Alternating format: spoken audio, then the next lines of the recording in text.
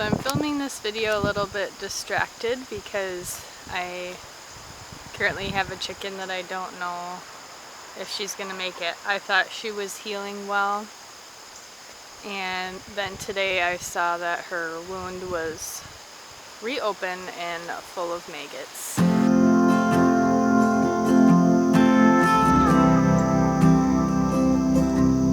Morning, my name's Kelly, and this morning we are going out to my garden to harvest what we can harvest. So it's been a little bit since you guys have seen my garden. I had spent a week at my parents' house, and now Tim and I just got back from a week-long vacation away from home this past week, and we've also been having some chicken health issues that have been pretty discouraging. We lost one this past week to illness. She was sick back in the spring. You might have seen that video. She never fully recovered, never started laying again, and then this last couple weeks she kind of took a downward turn pretty quickly. I'm guessing, I have no idea what it was, but I'm guessing whatever it was in the spring never fully resolved. So we are down to 2 chickens now, and one of them I am currently treating for a wound that keeps getting reinfected with maggots. Ugh, like, it's so gross and sad, and I'm doing my best to treat it so she can get better and the wound will look dry and clean and like it's healing. And then today it just was reopened full of maggots. So that's been pretty overwhelming and discouraging, just being real with you guys. And now we're gonna go get, after talking about maggots, let's go get some food.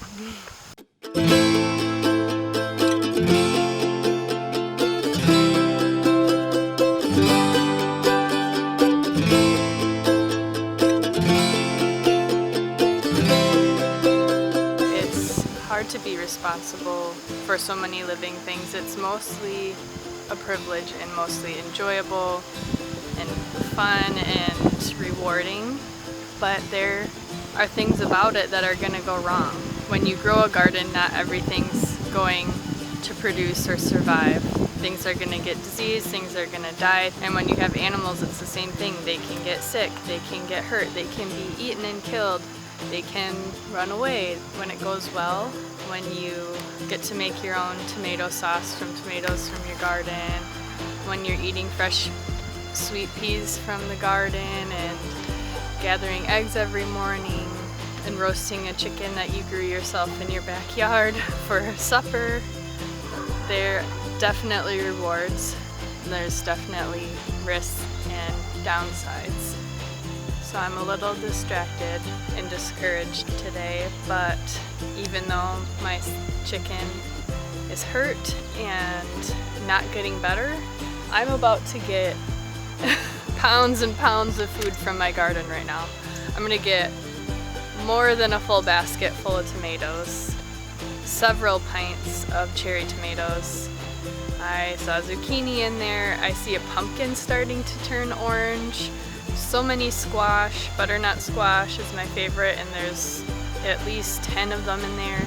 I'm starting to have the green beans climbing. My sunflowers are producing, and I started some greens, like salad greens, arugula, lettuce, mustard greens, and I started those a couple weeks ago, and they're doing great, and that'll be an awesome fall crop, even though as these summer vegetables are finishing, to have fresh lettuce or fresh salad for a few more months, even up to and past our frost date, that'll be great. So even though I'm sad and discouraged and like grossed out about my chicken and its wound, on the other side, I'm about to haul loads of food into the house from my garden that I grew. These are sweet peppers. They're a variety called Carmen, and I like them better than bell peppers.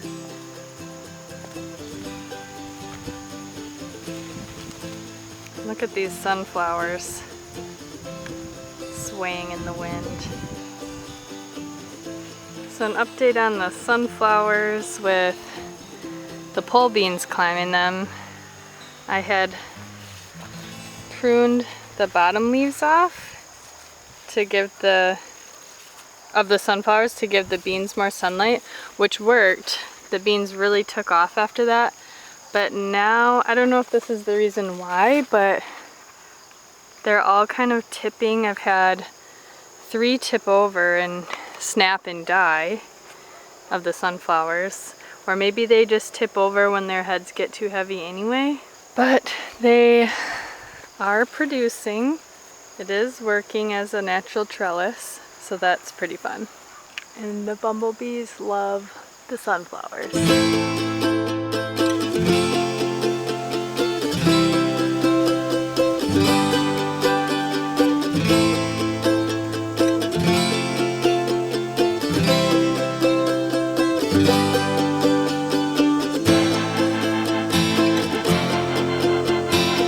Next thing I'm gonna get is these ground cherries.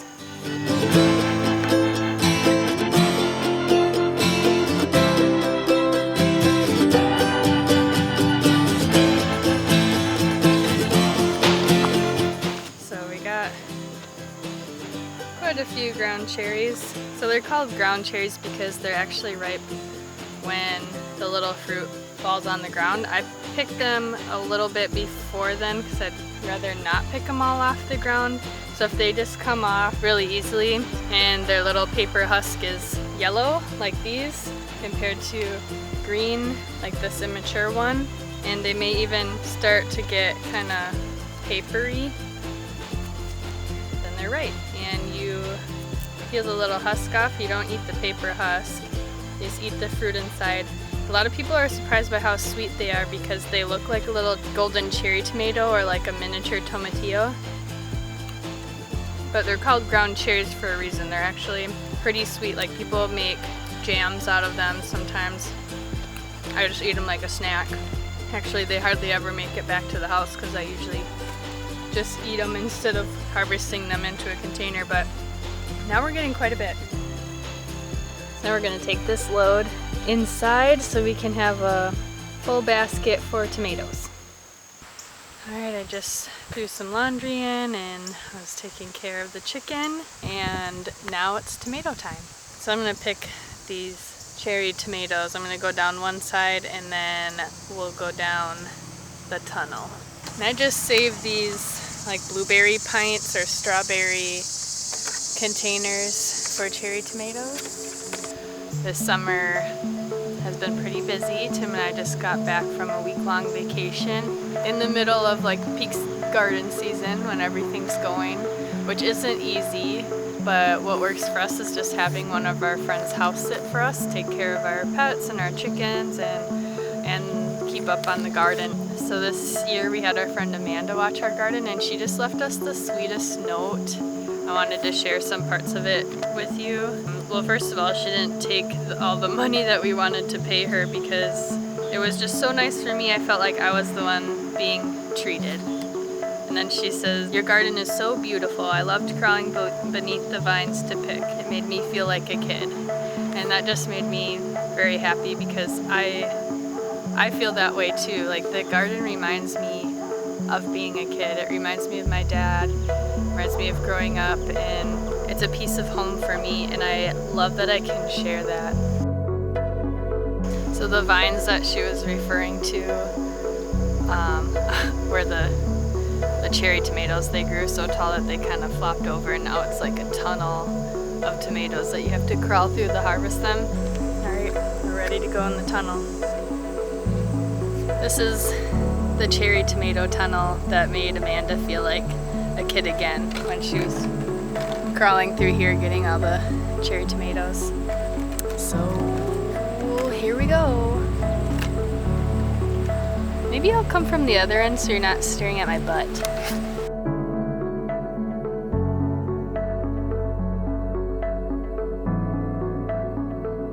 And what I'm going to do with all these cherry tomatoes is, well, we're going to eat some fresh, but we have probably 4 or 5 pints just from today, and then we have a whole nother 3 or 4 pints inside already from when Amanda was here homesteading while we were on vacation. So we eat as many as we want fresh, but I also dehydrate cherry tomatoes by cutting them in half and putting them in our dehydrator. And they're pretty good just to eat as a snack, but you can also crush them up and cook with them, like rehydrate them in soups or in rice. It's just a way to preserve. They become even more sweet when they're dehydrated. So that's what we got for cherry tomatoes today, plus there's some in the basket that didn't fit in the pints without squishing anybody. Oh no! And now we will get our Roma tomatoes.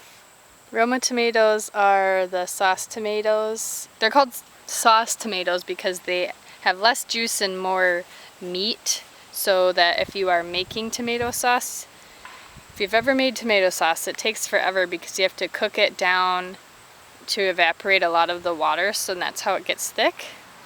So these types of tomatoes have less of the water and more of the thick meat that you want for a sauce. I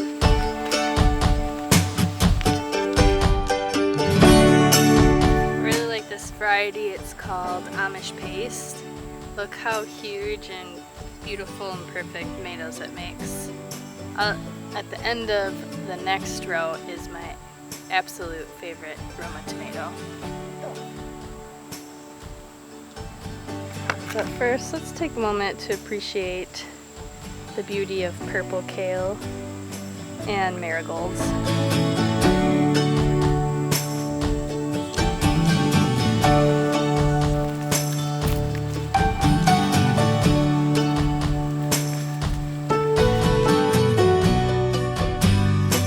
Alright, let's go get my favorite tomato now.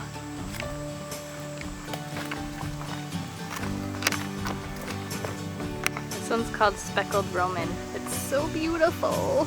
I love the stripes. So I like speckled Roman because it's beautiful, it's very unique, and they taste great.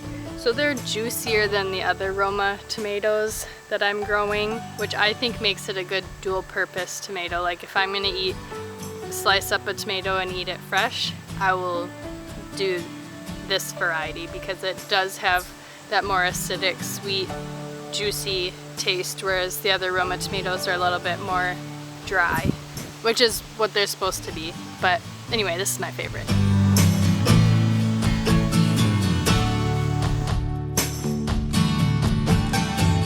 Alright, here's our tomato haul. Okay, so before we bring those in, I'm going to take a little break in the shade and I'll show you some other parts of the garden that you haven't seen in a while.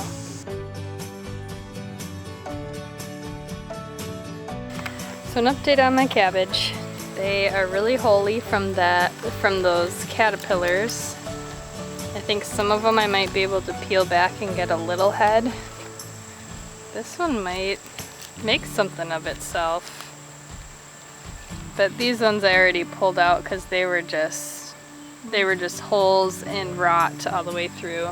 Definitely not gonna be able to make sauerkraut like I planned. And here's our sweet potatoes. Their vines kind of go everywhere. I only had 6 out of 40 that I planted survive for various reasons. Anyway, so I had to fill in this whole area with just random plants that I had left over. So we have another zucchini plant there, which I forgot to check today actually. Doesn't look like there's any fruit. We have a few more cucumber plants here, which I also forgot to check today. Not seeing anything. Oh, holy cats and dogs. Look at this big guy. Oh, I see another one. More cucumbers. And then basically the rest there's more sweet potato, all those vines. Then I planted sunflowers. More sweet potatoes, sunflowers. That's borage, another type of flower that the bees like. Look at how massive these sunflower leaves are. We have one section of potatoes that's starting to die back, so that's they're gonna be ready to dig up real soon. And then here's the other section of our potatoes that still looks very green and lush. I'm not sure why one side is done and the other is still going. Here's our beets. We've been harvesting from them every once in a while. A fall planting of carrots. A fall planting of beets, which are quickly catching up to the other beets.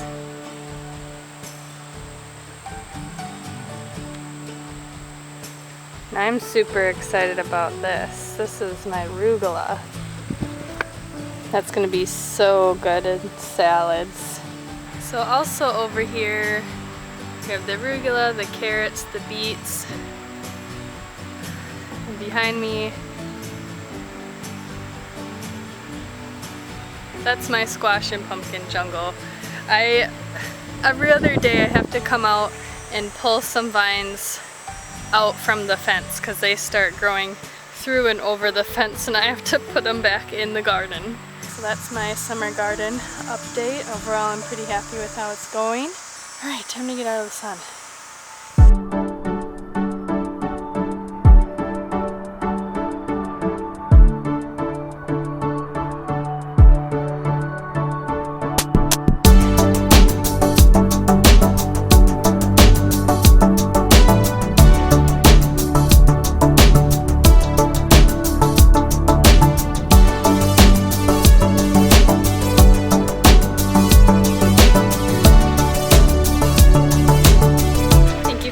With me today for my garden tour and update. Just like anything in life, there's going to be pros and cons. There's going to be beauty and there's going to be pain. And if you choose to grow a garden or raise animals or have kids or pets, you know, there's going to be good things about it. There's going to be hard things about it. I hope these videos point out the beauty in this lifestyle, but I also want to be realistic and not over romanticize homesteading or farming or growing and raising your own food, because it is difficult, it takes effort, it takes learning, but I also even more so want to show you the benefits and the rewards of this lifestyle of growing your own food. Even though it's sad what's going on with our chickens and, you know, like my cabbage got eaten and whatever, I'm not going to be able to make sauerkraut. All you can do is try and be prepared and do the next best thing. I hope you have a beautiful day and we'll see you in the next video. Hey! I had set down this cucumber for a moment to go pick up the camera. That dang chicken. Well, I guess now it's hers.